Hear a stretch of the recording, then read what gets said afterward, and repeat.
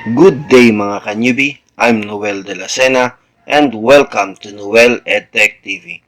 In this video, I will share to you how to create a faded text animation effects using PowerPoint. As you can see in this preview presentation, the text Noel EdTech TV is fading or glowing until the text is clear. This is what I'm going to show you how to do it.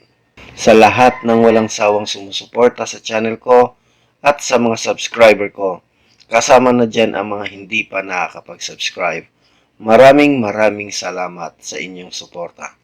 At if bago ka lang sa channel ko, huwag kalimutan i-click ang subscribe button at i-hit ang bell button icon for updated video tutorial. Share, like, and comment na rin kayo. You can also follow me in Facebook, Instagram, Twitter, and TikTok. Now, let's start.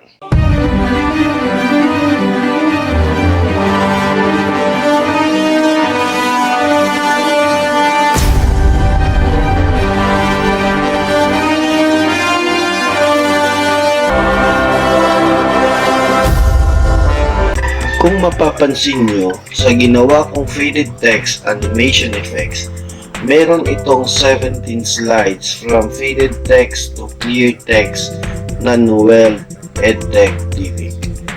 Not necessary na 17 slide lang ang gagawin nyo. It depends sa setup ninyo kung ilan ang slides na magagawa nito. Para gawin ito, mag-open tayo ng blank presentation and click Home, Office Theme, and then select the blank. Close natin ang design ideas. Next, palitan natin ang background ng ating themes. Click View, then click the Master Slide. Then delete these 3 tabs by selecting or dragging it.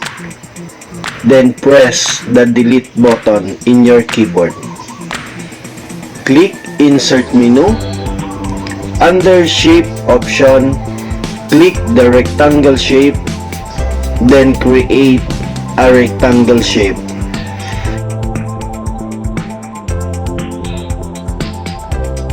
Click Shape Fill, then select the color you choose. But in my presentation, I will choose the black color for my background.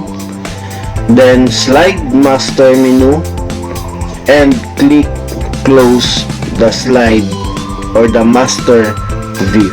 As you can see, if you want to insert a new slide, makikita nyo na ang template ng blank ay may color na black at hindi nyo na magagalaw ang background na ito. Next is click the Insert menu, click the Shapes, and select the rectangle shapes. Then create lang kayo ng rectangle na gaya ng makikita nyo. Change the shape fill to white and shape outline to no outline.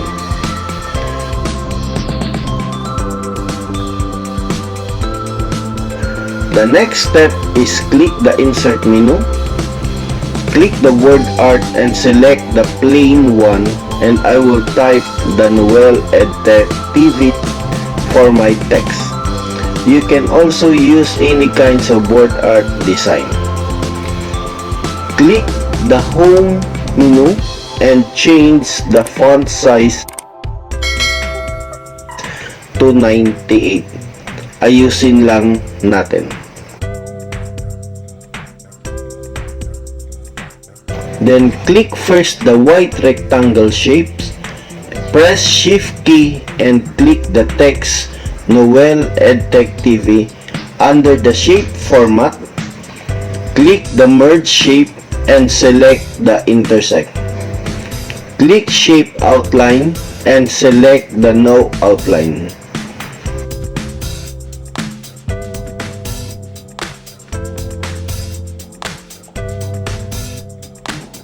Click the theme color and select no outline. Next is right click the merge text and select the shape format. Click the Shape option effects and select the glow. Set the color to white and the size to 150 points.